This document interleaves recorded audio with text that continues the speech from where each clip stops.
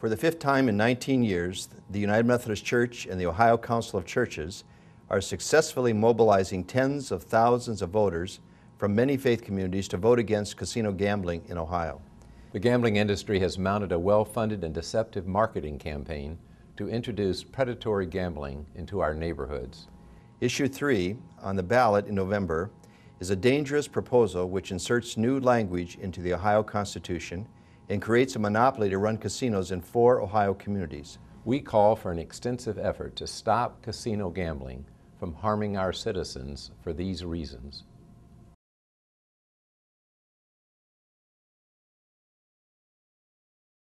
Our social principles have stood against gambling from the beginning because we know it's bad economic practice and that it preys upon those persons in society often least able to afford these kinds of essentially regressive taxes.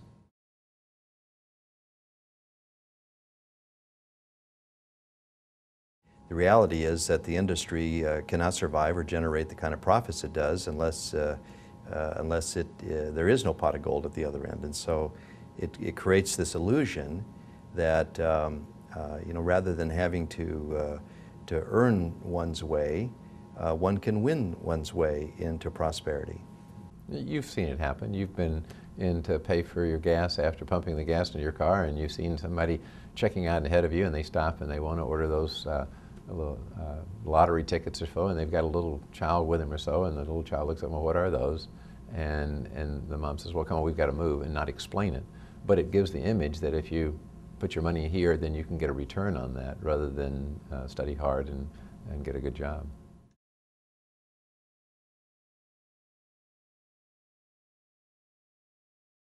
There is fear about our economy, there is a concern about increasing jobs, and so to play the jobs card, you have to admit it's smart politics. But the reality is that this industry, particularly casino gambling, is not likely to generate anywhere near the kinds of jobs that the proponents are advocating.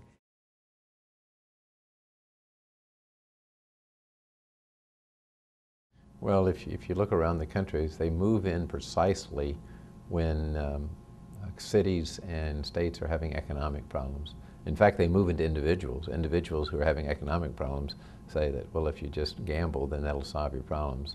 So by their very nature, they come in and make their case.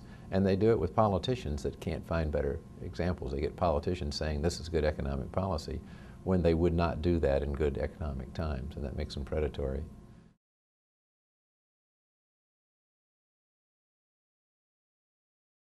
The real cost is the human cost it will take on families, where we'll see an increase in suicide rates, abuse of children and spouses, foreclosures, bankruptcies, and every time you have a family disintegrate because one or more members are addicted to gambling, the rest of us, society as a whole, assumes the cost and care of children, of spouses, of families.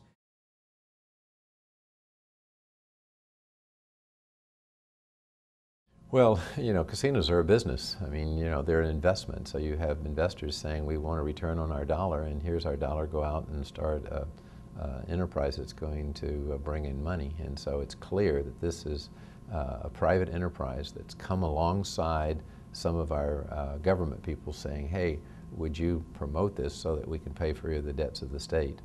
And that's just a serious business.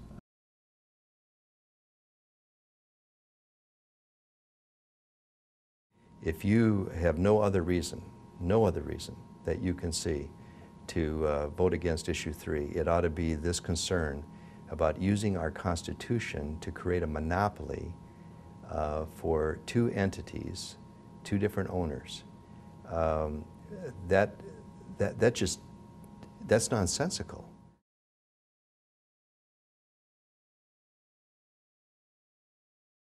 What's frightening is that the persons that would benefit from this economically have been allowed to write the language, and that the state, if it were really concerned about generating revenue, is not putting this matter out to bid.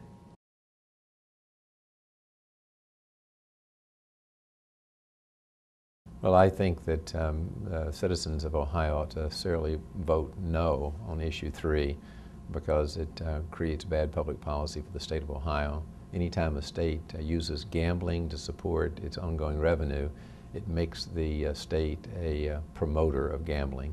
And when those revenues fall off, then the state gets into a position where they're actually telling their citizens that they need to do addictive behavior in order to promote those revenues.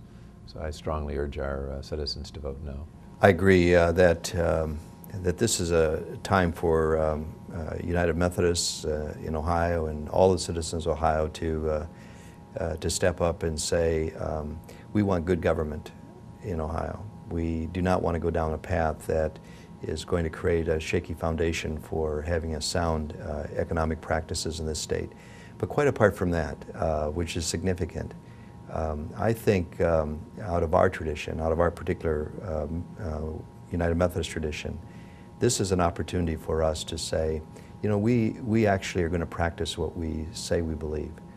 We are going to be people that are in our communities, involved in the life of our neighborhoods and in our state, that truly do no harm and will not allow anything to be created that will do harm.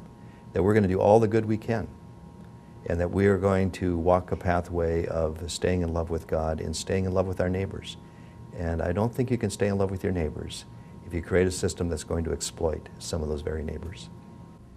I think it's also important that we encourage people to get out and vote. A lot of times people take a position, but on an election that doesn't have a major consequence in terms of electing legislators at the national level, people don't turn out for the election. It's very important that people who have strong feelings on this issue get out and vote. Vote no on issue 3. Perfect. That was